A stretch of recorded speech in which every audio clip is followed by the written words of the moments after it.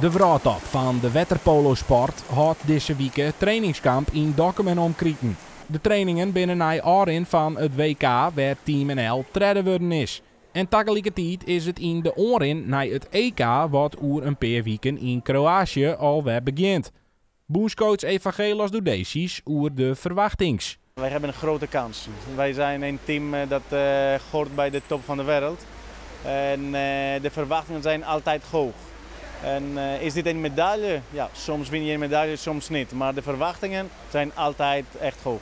Wij kijken liever gewoon naar het proces waar we in zitten. En natuurlijk, we hebben brons gewonnen op de WK. Maar ja, we willen gewoon zo goed mogelijk presteren. En of we dan eerste worden of als dat op dat moment derde, vierde, vijfde is, dat zien we dan wel. De bondscoach en onvierders zitten dus wat de kansen onbelangt wol op één lijn. Waar je wien de vrouwen van Team NL in een tropisch Dokkumer Tolhuis Batavien. En die warmte, dat moest ergens zo wezen. Dat is zeker echt wel veel zwaarder, maar voor ons is het eigenlijk wel goed, want we spelen straks ook in Split en daar is het ook erg warm. Dus voor ons is het wel fijn eigenlijk dat we een soort van kunnen wennen aan een heel heet klimaat.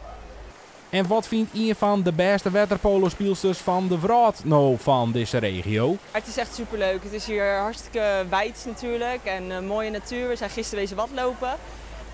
Er is hier een lekker windje, dus zeker gisteren toen het zo heel heet was, echt heel fijn om hier te zijn.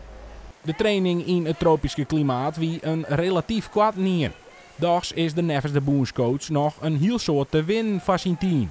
Ja, we moeten alles verbeteren, altijd. Verbeteren of perfectioneren. Maar meer is echt een belangrijke situatie in waterpolo.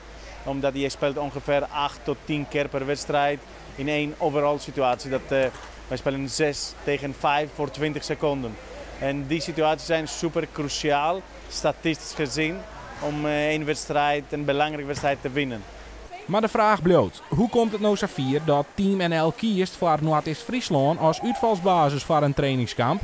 Nou, dat zit zo. Sander Bakhoorn wat vregen troch de KNZB of hij mij denken koe oer een trainingskamp in de provincie. En zo kwam ik Dokkum om de hoeken.